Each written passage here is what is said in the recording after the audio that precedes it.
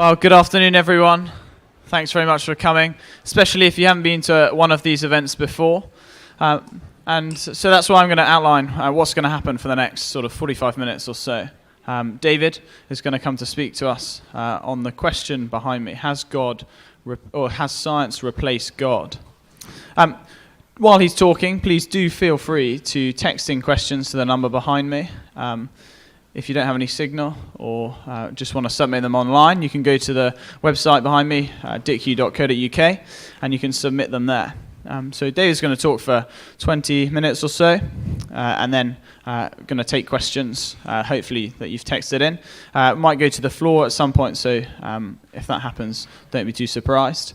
And we're going to break at about 10 to 2. So if you've got a 2 o'clock lecture, you can head off to that one. But we will resume again after that. So if you have more questions, please do stay around and ask those.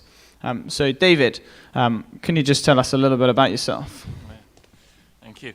My name's David Wilkinson. I'm the principal of St. John's, which is why I'm completely overdressed for this occasion.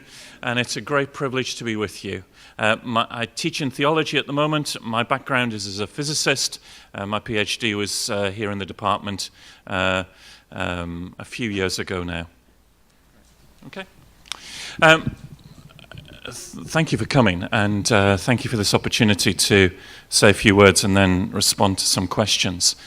I was on a train not so long ago and sat down beside someone, and they said, "What do you do?"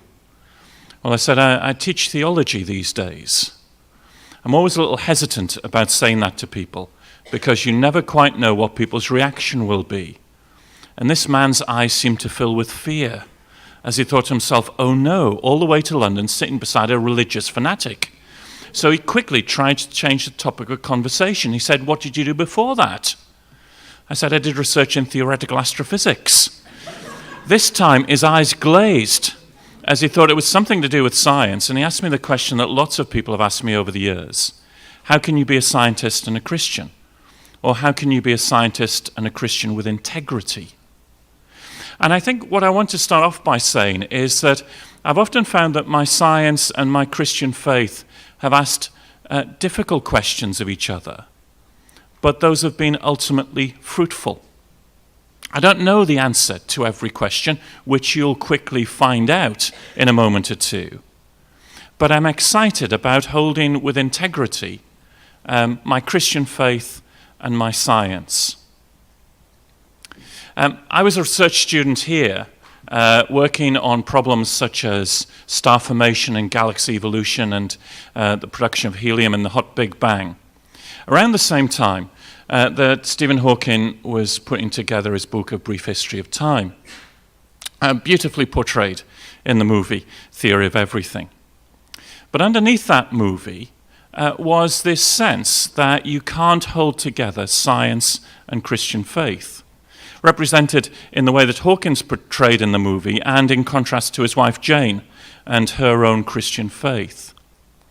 And I remember, although it wasn't directly my area of interest, quantum cosmology, hearing about Hawking was going to popularize some of his work, which we'd known about for a little while, in a book, A Brief History of Time. And at the time, I remember I found that a little disturbing. The first was because a number of us weren't sure that actually quantum cosmology could work in the way that he was describing. But secondly, as a Christian, I wondered whether this would be a threat to God. When A Brief History of Time appeared, Carl Sagan said that this is a book about the absence of God. And I wondered, as a Christian, if Hawking was going to take away God as the creator, would that mean a collapse of faith? And I remember having a number of conversations with a whole number of very distinguished scientists, including Arnold Wolfendale, who's got a wing named after him here in the physics department, John Barrow, Sir Robert Boyd, the founder of British Space Science, who are all committed Christians, and saying, is this a threat? Is this something I should be worried about? Is science replacing faith? And they all said, no, not at all. And so as a research student, I began to try and think through what it meant to hold Christianity with science and enjoy it. And I think there were two main things that were important for me during that time. The first was to recognize inadequate arguments. Let me pick two inadequate arguments. The first is the kind of argument that goes, if the universe began with a big bang, who lit the blue touch paper? Have you heard that kind of argument? Who set the whole thing off? It must be God. Now, what Stephen Hawking and others in the early 80s were doing were to say, we don't like that argument at all, because it's as if science has come to a limit and we're going to insert God as the only explanation. And this was because of a particular problem between general relativity and quantum theory when you approach a time of 10 to the minus 43 of a second. If you're not a mathematician, that's 1 divided by 10 followed by 42 zeroths of a second. If you're a biologist or an engineer or a normal person, well, if you know what I mean, you'll basically say, that's zero, isn't it? Well, not quite. So you go back in the history of the universe over its 13.8 billion years, just before you get to the very first moment of the universe's history, our current laws of physics break down. It's really frustrating. It's like you've watched 6 hours of Midsummer Murders, or it seems 6 hours, and just before the murderer is revealed, someone calls you up and you don't get to know the really interesting part of the story. And what religious people were doing at that time was to say, well, if our laws of physics break down there, isn't that where God comes in? And Hawking said, I don't like that. I want a theory of everything that will explain the very first moment, the initial conditions of the universe, through bringing together general relativity and quantum theory. And he thought at that stage he could do it, and we've thought now that M theory might be the way to do it, but that's a different lecture and different story, and I already see some of your eyes glazing over at that. But he's still attempting to do it. Now, as a Christian, I don't find that a threat. Why? Because the God that I believe in is not a God who simply reaches out his hand and lights the blue touch paper of the Big Bang and then goes for a cup of tea, not to have anything more to do with the universe. The God that's portrayed in the Christian Bible is a God who holds the universe in the palm of his hand, keeping it in existence moment by moment. God is as much involved at the very first moment of the universe's history as every other moment in the universe's history. He's the one who is creator, sustainer, the one who underlies and gives existence to the whole purpose and physicality of the universe. He's not a God of the gaps for me, a God who I simply bring in if science has a gap in it to fill in what I don't know. I don't think you can prove God through arguing that he simply lit the blue touch paper of the Big Bang. That's the first inadequate argument, it seemed to me. The second inadequate argument was that once I have a scientific theory of something, I don't need anything else. Once I've got a scientific story of creation, I don't need anything else. Professor Dawkins, for example, is very strong on such an approach. It seems to me that doesn't work. I mean, let me use an old illustration. What is a kiss? Well, a kiss is the approach of two pairs of lips, the reciprocal transmission of carbon dioxide and microbes, and the juxtaposition of two orbicular muscles in a state of contraction. That is a kiss in scientific terms. But if I go to my wife this evening and say to her, Alison, let me get together with you for a mutual transmission of carbon dioxide and microbes, let me juxtapose my orbicular muscle in a state of contraction with yours, she would say, get lost. Or, David, such a scientific description is not appropriate in this context. See, the science is true. It's very good. But it's not enough to describe a kiss. In the context with my wife, I need to talk about things like meaning, purpose, value, love. Which is the true definition of a kiss? Is it the one all about carbon dioxide, or is it the one about meaning, value, and purpose? Actually, both are true, but different. And to fully understand a kiss, I need both. And therefore, as an astrophysicist, I'm really keen on getting the scientific story of how God did it. But physics itself doesn't give us answers to questions of meaning, value, and purpose. or indeed where the laws of physics themselves come from. Because if the universe arises through a quantum fluctuation due to quantum theory, I think not just Christians, but theologians, philosophers, people of other faiths can simply say, well, that's great, but where does quantum theory itself come from? Science assumes the laws of physics. It doesn't explain where they come from. And so science has brought us to a point where we're asking the question, where do the laws of physics come from? So, inadequate argument, once I've got a scientific description, I don't need anything else. So there were two inadequate arguments. The second point that came out of that was something about recognizing evidence that needs to be interpreted. Now, I can't prove God to you. In fact, I can't prove Big Bang Theory to you. What scientists do at big science is to take evidence and interpret it and build the best model that explains the evidence. And a lot of people say, oh, Christian faith doesn't have any evidence to it at all. I disagree. For me, it's been very important in recognizing the evidence that Christian faith puts forward.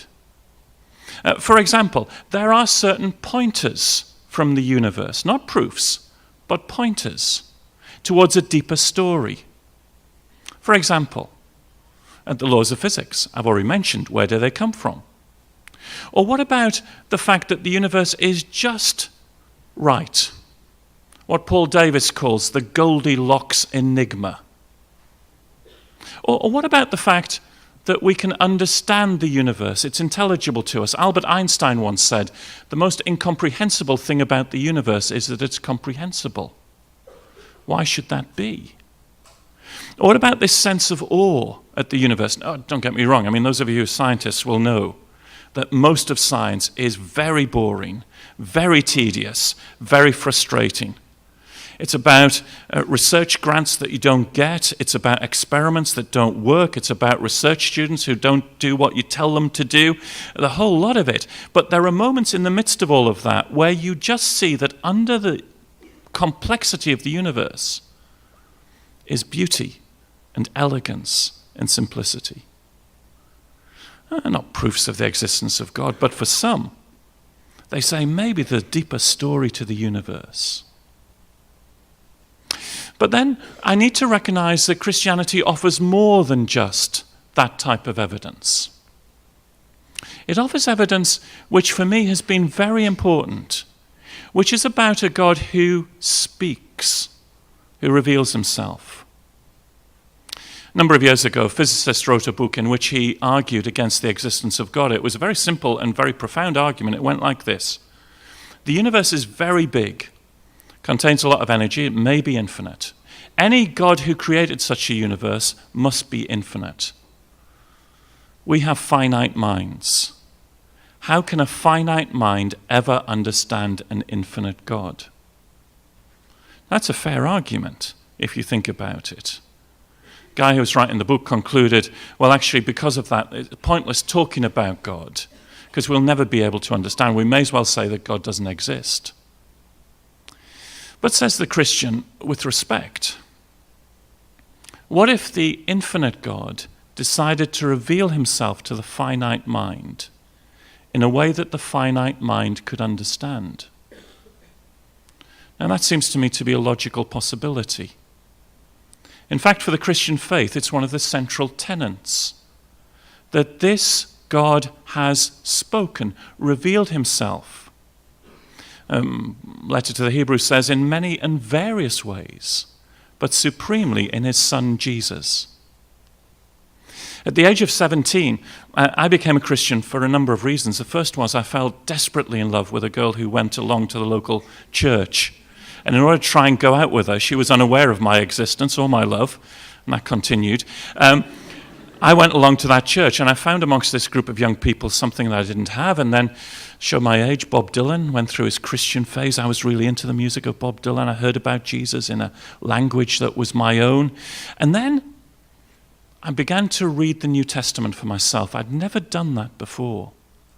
And I was taken with this man, Jesus. his life, death, and resurrection. And I couldn't understand these stories, yes, saying they may be propaganda, yes, there may be errors, all the rest of it. That didn't matter to me at that stage. I was just taken with the story of Jesus in a way that I could not explain in any other way than that this was God walking the pages of history in human form. And there was evidence. Not again to prove, but to sit down and talk about, to say, what's the best explanation of the empty tomb? What makes the best sense to interpret the evidence that the tomb was empty, that the disciples were changed, that the first witnesses were women, a whole number of things that for me as a scientist are really important in building this case of evidence. So something about evidence from the universe, something about the evidence of Jesus, of a God who becomes human in the pages of the space-time history of the universe. But the third thing about evidence is something about religious experience. Now, of course, people of religion have made many mistakes. And yet I've found in my own life and in others a transforming power which I can't simply write off. And in fact, when it comes to personal experience, there's something that goes beyond my ability as a physicist to assess. If I ask the question as a physicist, does my wife love me? Well, I can look for pieces of evidence. Does she buy me a Valentine's card? That will give me a bit of evidence. Does she scream and run out of the room every time she sees me? That would give me a bit of evidence in the other direction. But actually, I only know her love if on the basis of a certain amount of evidence, I'm prepared to risk myself into a relationship, commit myself into a relationship. At that point, I go beyond the evidence into personal knowledge and experience. So, as a young research student, challenged by Hawkins' theory of everything, I really had to think long and hard about inadequate arguments. But I also had to reassess and recognize the evidence upon which my faith was built. And as we'll see just about now, there'll be many questions that I don't have the answer to. But what I've seen and experienced in Jesus has given me enough evidence which resonates with my present-day experience to cope with the difficult questions. Thank you very much for your attention during this time. And can we move to questions?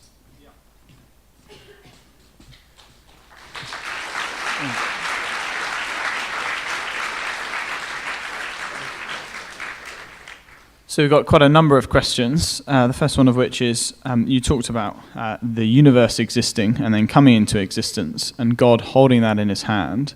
Where does God come from? Where does God come from is a really good question, and my answer is I don't know. Simply on the basis that there is no answer to that question. However, let me take the question very seriously and just spell that out a little bit more. If you use the argument of first cause, that is, here's our sun, which was generated out of a previous generation of stars, which came out of clouds of molecular hydrogen, which came out of the Big Bang, and then you keep going with that linear explanation and say what came before the Big Bang? God. If that's the way you argue, then it's inevitable that you can say and should say, well, where does God come from? Why do you stop the temporal progression at that point? And in fact, it's one of the arguments that Richard Dawkins rightly deploys in The God Delusion against this kind of argument for a first cause. What I'm trying to say is, first of all, I don't want to use that argument for the existence of God. Because God is not constrained or limited by the temporal progression of the universe. God is beyond, in some way, transcends space and time. Now that's a huge conversation then to have. That's a theology seminar with lots of strong coffee over God's relationship with time. It's something that I'm prepared to have and talk about, and I've written a little bit on. But my answer to the question is, I don't have an answer to the question, where does God come from? Because by self-definition, God is not part of that temporal framework which frames the question. It's rather like saying, how many corners has a circle? By definition, actually, it doesn't. So there's that type of thing going on, and so I don't know. Can the Goldilocks universe idea not be explained by the multiverse theory? Yes, absolutely. In a purely physical sense, no. In a metaphysical sense, yes. Let me explain that. The Goldilocks enigma says that things are just right, and we observe them to be just right in order that we're here. If the laws and circumstances of the universe were just slightly different, you and I would not be here. But what if there were many universes where the laws of physics were different, and actually there would be no observers to see that the laws of physics would be different? Now, multiverse has become very, very sexy in physics. You don't often hear sexy in physics put together, but multiverse is. And we've had many decades now speculating about different theories of multiverse. The most popular one at the moment is that in the inflationary scenario of the very early universe, you get bubble universes, lots of them, a bit like the bubbles of washing up liquid on the surface of a washing up bowl. And some of them expand and some of them don't. They have to have the right conditions for them to expand. But the difficulty is, in a physical sense, how do you know that other universes are there if you can't transfer information from one universe to another? You can speculate about them, but you might not get any physical evidence that they are there. Now again, this is a complicated question over the status of other universes. However, I was quite clear to try and say that I didn't think that the Goldilocks enigma was a proof of a creator. And it was exactly for the reason of the multiverse that I don't think Goldilocks is a proof of the creator. But I still think you can say it may be a pointer. Extraordinary the way the universe is. There's a philosopher called John Leslie who talks about, not the former Blue Peter presenter, but a philosopher called John Leslie, who talks about the extraordinary nature of some of these anthropic balances in the universe. He puts it like this in a kind of thought parable.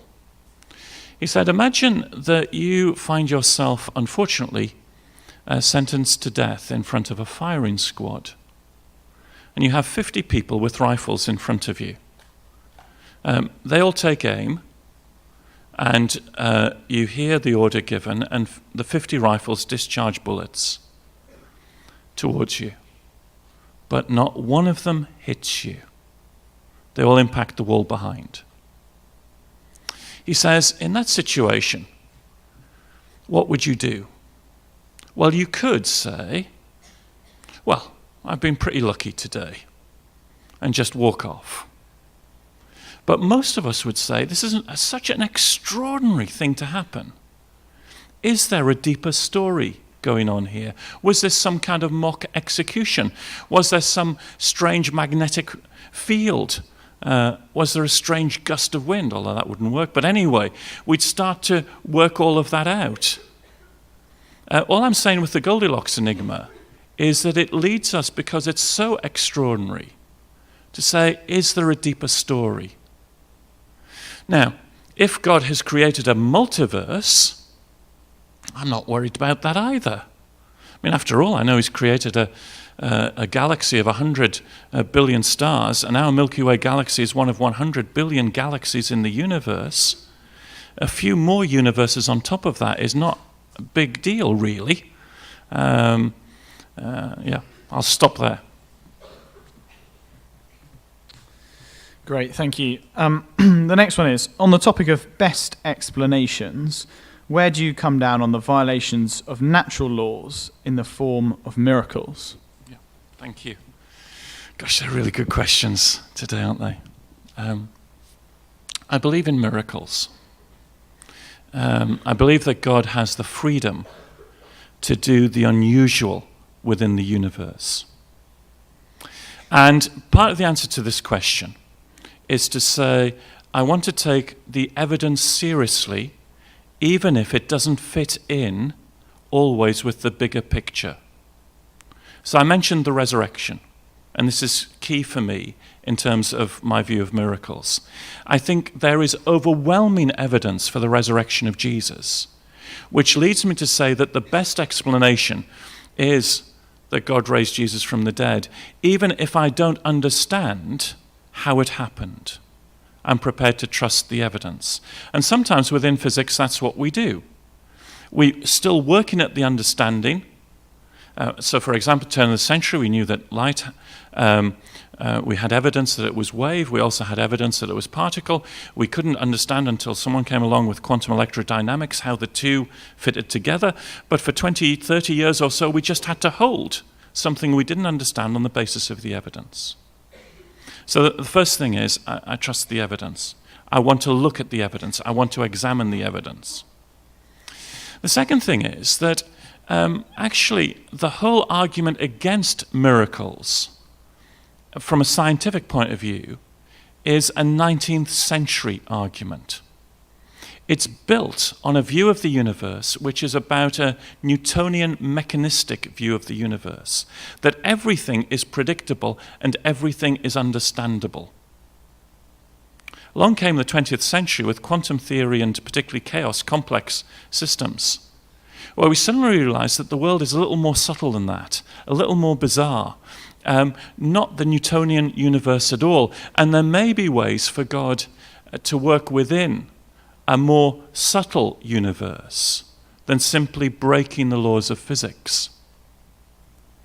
And the third thing is that it seems to me that it depends what you mean by the laws of physics.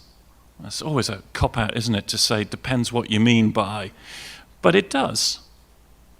The laws of physics, for me, are descriptive rather than prescriptive. They describe the regularities of this world and are a reflection for me of the way that God sustains the universe. But that doesn't rule out the unusual. And in fact, I think an admixture of that which is regular and normal and the unusual is really important. I've struggled to be a parent over the last 20 years or so. One of the things I've learned is that as our kids have grown up, they need certain regularities. What is bedtime?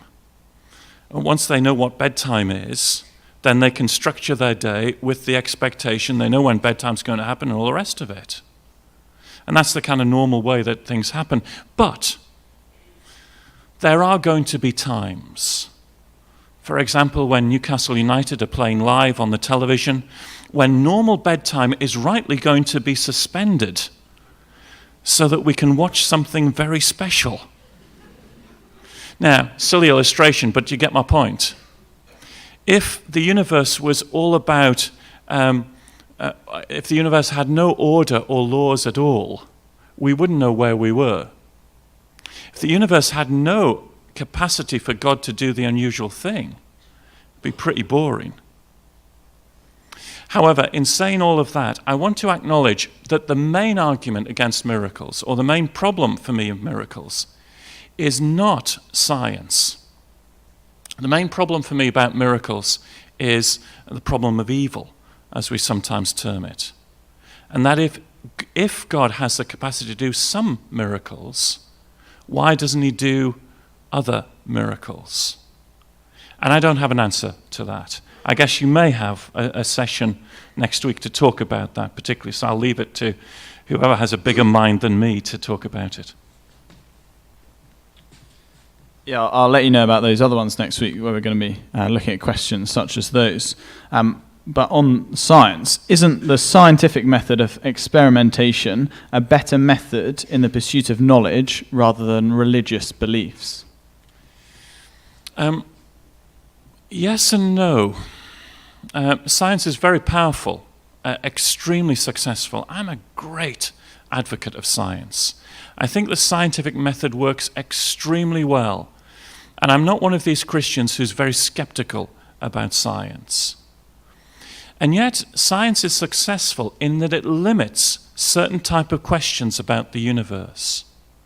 It says, these are the type of questions that we're going to apply the scientific method to. And it does so extremely well.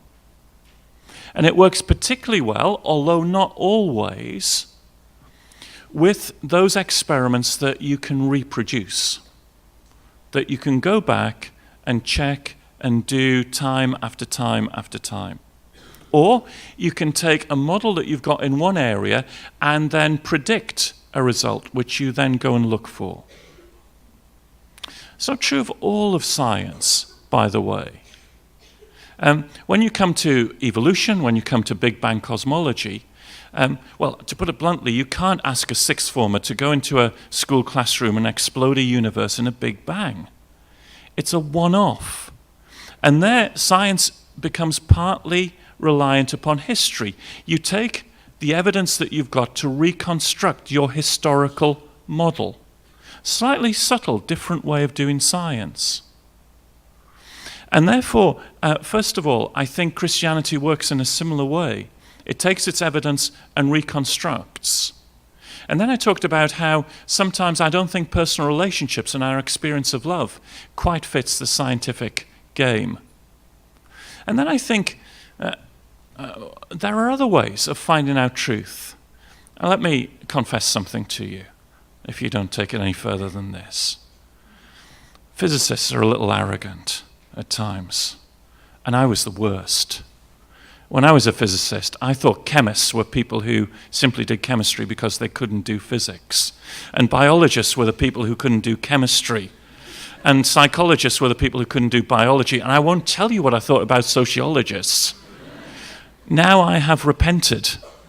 I was wrong about that.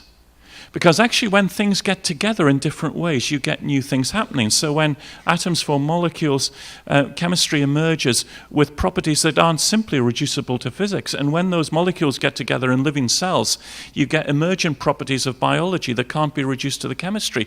And when those living cells get together in human beings, you can't simply reduce it to the biology. And when those human beings get together in communities, you can't simply reduce it all the way back to the physics.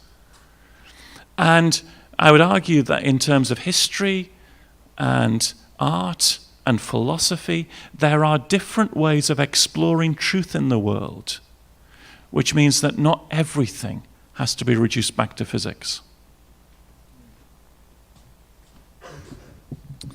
Great, thank you.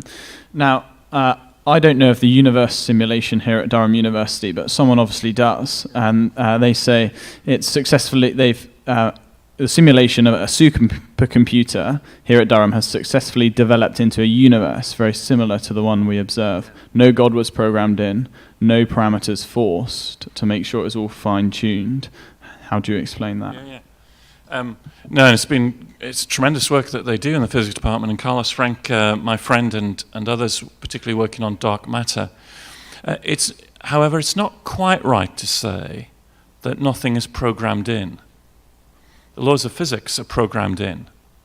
The initial conditions may not be programmed in, but you've got to start with some kind of fluctuation in the early universe, which you can choose. But you've got to have, for instance, you've got to take your guess of what the dark matter actually is. And then you run the simulation on the basis of what particular form of dark matter it is in order to see whether it fits with the pictures that you take of the universe. But the laws of physics are constant. The law of gravity is in the program, for example, which forms the galaxies and the basis of the type of dark matter that you have. Now, I have not been arguing for God as the explanation of the initial conditions. I've not been saying that God needs to go into the computer program in order to get a universe like ours. What I've been arguing is that God is the source of all of the physical laws by which that universe develops. He is the one who upholds the universe moment by moment. And so it's great, the work done in simulations of universes that we see. But it is dependent on the intelligibility of the laws of physics and the fact that they're universal and the fact that they're constant. A much simpler one as we draw to the end. So. Do you believe in Adam and Eve? That's the simple one. Yes, I do, actually. As it happens, although this isn't my area, I'm not a biologist, I'm a mere physicist. And there may be others in the audience who know a lot more about it. To put it very quickly, and forgive me for skating over so many difficult areas here so quickly, it seems to me that God could have used the process of evolution to bring about the physicality of human beings. But I read the Bible, the Hebrew Christian tradition, and I ask myself the question, what does the Bible say is special about human beings? What marks human beings out? I don't think actually it's about anything physical about us. I think the thing that the early chapters of the Bible mention as specific to human beings are about the gift of relationship that God gives to human beings, an intimacy of relationship that God gives to human beings, a sense of responsibility that God gives to human beings, and this creativity that God gives to human beings. Therefore, it doesn't worry me, I'm quite relaxed that evolution could have produced humankind. But the first human beings are when God reached out and formed relationship, gave the gift of relationship. And that could have been with a historical Adam and a historical Eve. Now, I do think that the chapters of Genesis are not simply meant to be read as flat scientific history. I think they're far more interesting and far more colourful than just that. And so then there's a longer conversation about how we interpret those stories. But yeah, I'm quite relaxed with a historic Adam and Eve. Great, thank you. I believe that's about 10 to. But before you move, please do just grab the flyer that's on your chair as you sat down, because as was mentioned earlier, in this coming week, we are going to be addressing questions about evil, about suffering. A few of you asked about Stephen Fry's comments in the week. On Wednesday, there's a talk about suffering in this world, and that's the place to ask all your questions about that. On Monday, we're going to have, is God a delusion? Is it just a crutch for the weak? Can it be trusted? Is it real? And why do Christians insist they're right? A lot of you have been asking about different religions, why Christianity has been emphasized here. Well, come along to that one, and you'll find out more. But it's been great to see you. Please do stick around if you've got the time, and thanks very much for coming. Well, thanks very much for staying. The first question we've got for David is, does the possible existence of aliens produce problems for the Christian faith? It's really crass of me, in answer to questions, to say, oh, I've just written a book about that. But I have, and if you're particularly interested, it's quite close to Christmas, so it's called Science, Religion, and the Search for Extraterrestrial Intelligence. And the basic answer is, I'm quite relaxed about aliens. So you can spend the 20 quid, well, you can save the 20 quid. The reason for that is that, interesting enough, it was Christians who were the first really to speculate about alien life and to take it seriously. And they felt able to do that on the argument that went, first of all, the God of creation can choose to create what he likes within the universe, not constrained by our expectations. And then secondly, that human beings don't have to be at the center of everything in order to be special. See, it was the Greeks who put together the special nature of human beings with the fact that we were alone at the center of everything. The Aristotelian universe had the earth at the center and the whole universe round it in crystalline spheres. Colin Russell, a historian of science, pointed out that Christians said, no, human beings are special because of the gift of love, the relationship with God. Therefore, it didn't matter whether we were alone or whether we were at the center of everything, we were still special. So that when I sit down for dinner with my family, I don't have to sit at the head of the table to feel special. I feel special because I am loved by the rest of the family. And actually, it doesn't matter that there's quite a lot of us in that sense of being loved. Now, the science itself about SETI is just fascinating in itself, and if you'd like to give me a lecture on it for the next hour and a half, I'd be delighted to do it, but maybe not, this isn't the moment to do it. Does anyone have any questions from the floor? The question about Stephen Fry's description of God, I know you said it might be answered on Wednesday. Are we allowed to ask for David's opinion on that? You can ask it. I don't have a full answer, and you'll get a much better answer later on. Let me just say what, for me, would be the kind of bullet points. First of all, I want to share the outrage of the question, because there are some times when I've felt exactly the same way. When things have happened that I don't fully understand why God has let happen. And there's a kind of emotional thing which, as a Christian, I still feel about that. The next bullet point would be that the God I believe in has given to the universe a degree of openness in its processes, and particularly in human free choice. Which means that in this process where you get creativity, you also get other consequences going on. So to take a less emotionally charged image, tectonic plates give us agricultural land, but they also produce earthquakes.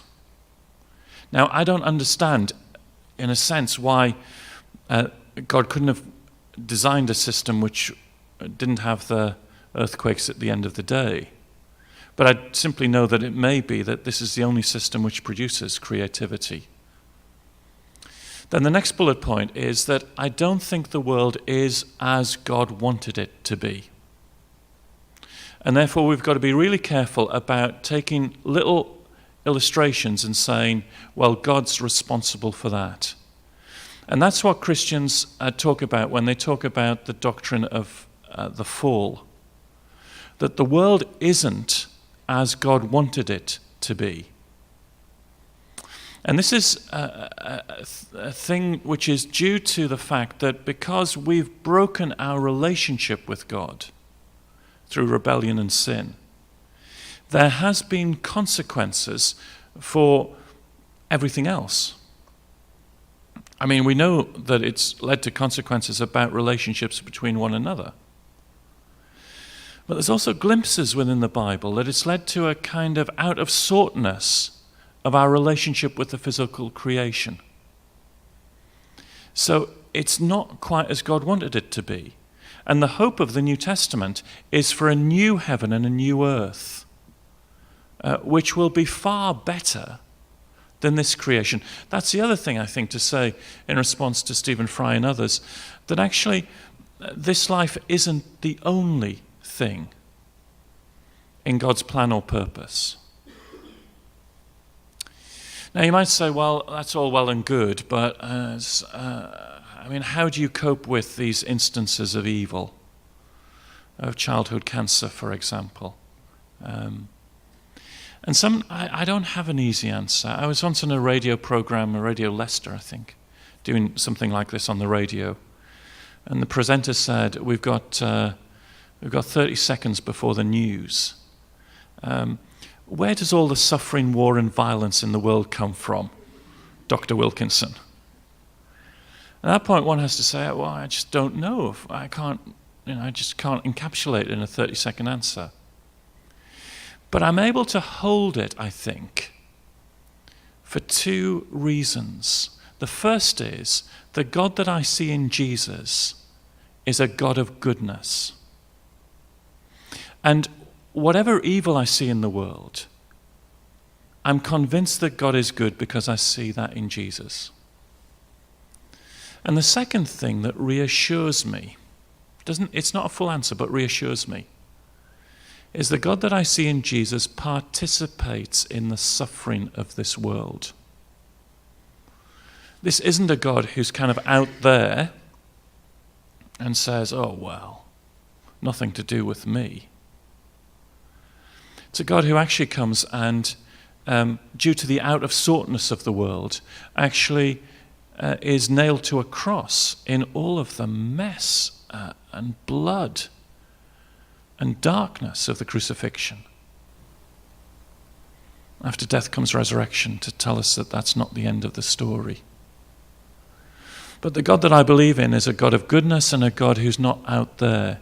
It doesn't answer Stephen Fry's question, but for me it's enough to hold my belief in the goodness of God, even if I can't explain some of the evil in the world. Are there any more questions from the floor? Okay, well, I think we'll end there, because I reckon there are a few specific questions from people. So if that is the case, David, I assume you're happy to take... So, yeah, just come ask David some questions afterwards. If Christianity has interested you, I would suggest taking away the John's Gospels on your seat. There are reliable eyewitness account of Jesus' life. So the Jesus that David was just talking about, who participates in our suffering and suffered so that we can know that he suffered also. So read about him in those Gospels. So why not take one of those away? Thanks very much for coming.